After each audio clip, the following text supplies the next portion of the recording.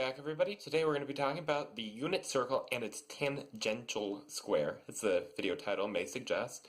We're going to be solving this geometrically, we're going to use series, and then we're going to also integrate it. Well, the area here in this diagram can be represented by the orange amount. We know that the square is going to have an area of 4 because it's a 2 by 2 square, and that the circle will have an area of pi.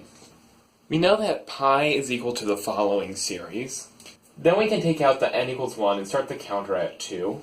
When n equals 1, we'll get a denominator of 1, that's an even number, and so it'll just equal 4. Each term of pi is divided by 2n plus 1, not n. I made a bad mistake, just pretend like I'm not going to screw it up, even though it's going to be wrong for the rest of the video. And then we get the 4's we'll cross out, leaving behind negative 1 times the summation starting at 2. Then we can also factor in the minus 1. The series alternates between positive and negative, so multiplying by minus 1 will essentially just flip the signs for each term. So we can just start at minus 1 to the nth power.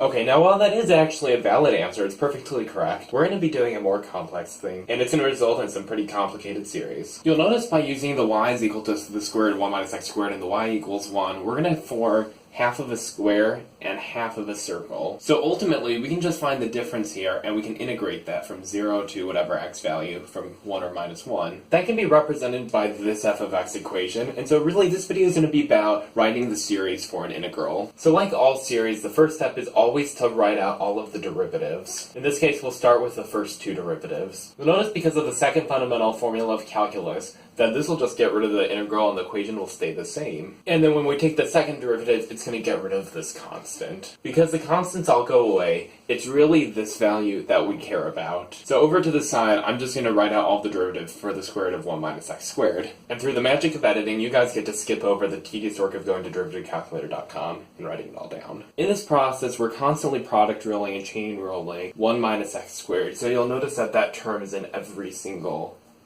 derivative. This is a good thing because it lets us know that when we make x equals 0, we're going to get a 1 to some power. In this case, the power just goes down by 1 each time. However, when we get 0, we'll notice this pattern emerges. If we make that 0, we're going to be taking an integral from 0 to 0, and so that's going to equal 0. And this term includes the sum of zeros, which is also equal to 0. I want to note that these two are both positive, but every other one is negative because essentially we're multiplying a negative power by a negative chain rule by a negative amount, and so 3 negatives will make a negative always. However, in the actual equation, we're subtracting it, so all of those will be positive. I'm going to make a table where we have n, we have the nth derivative of 0, because we're centering it around 0, and we're going to write out the factors. We'll notice that when n is equal to an even number, it's always going to equal 0, so we're just going to write down the odd numbers for this. For the first derivative, this is equal to 1, but we have to remember that we still have the floating 1, where n equals 0 and n is equal to 1. So this is really going to be 1 minus 1, which is 0. For n equals 3, it's a minus 1, but we're subtracting that, and so it's going to be a positive 1. For n equals 5, it's a minus 3, but again we're subtracting that, so it's going to be a positive 3. For n equals 5, it's going to be a minus 45, we're subtracting that, so it's a positive 45, etc. I'm only going to write out the factors for 5, 7, and 9, because after that you'll see what the pattern is. You'll notice that for each value of n, we're going to have some odd number multiplied by the previous odd numbers. I've already made a video titled The Product of Odd Numbers, so if you haven't seen that, I'd recommend go watching that. At this point, I want to change n to k, and you'll see why in a second. So I want to write out the Taylor series using the regular formula, which is the nth derivative of 0 times x to the nth power over n factorial. However, n increments by a 1 each time, so this is really 2n minus 1. Obviously, since this derivative is 0, we can just get rid of this term, and then this one I'm going to leave out, and you'll see why in a second.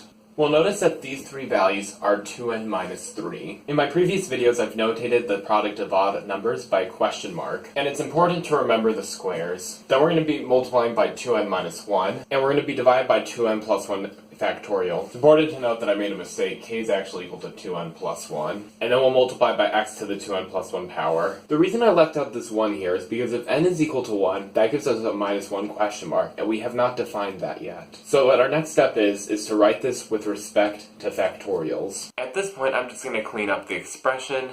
I'm going to get rid of the question mark by using the function that we previously found. And I'm also going to correct the fact that I wrote the first term as being 1, even though it should be an x. This equation is really messy, but we can simplify it. The first thing that I would do is simplify this. 2n plus 1 factorial is equal to that times 2n times 2n minus 1 times 2n minus 2 factorial. And this is important because these can cross out, and this can cross out with one of those. So this is what the equation looks like once we simplify it. But we can simplify this even further. We can rewrite the 2 to the n minus 1 power as 2 to the n over 2, and n minus 1 factorial as n factorial divided by n. One thing we'll notice is that we have a denominator of 2n, which crosses out with that 2n. Now if we think back, we excluded this term here because when n was equal to 1, we got an undefined sequence. But let's plug in n equals 1 again. If n equals 1, we're taking x to the 2 times 1 power, which is 2, plus 1, which is cubed. We're dividing that by 1 factorial, which is 1. We're multiplying that by 2 to the first power, which is 2. And then we're multiplying that by 2 times 1 plus 1, which is 3. We're then multiplying that by 2 times 1 minus 2 factorial, which is 0 factorial, which is 1, divided by 1 minus 1 factorial, which is also 1, times 2 to the 1 minus 1th power, which is 2 to the 0th power, which is also 1. And that simplifies to x cubed divided by 3 factorial. So that means we can get rid of that term, set the counter to 1. At this point, the last cleanup just includes combining the powers that we're taking 2 to, and then rearranging it so that these are all under the same fraction, which will look like. That means that f of x is equal to this expression.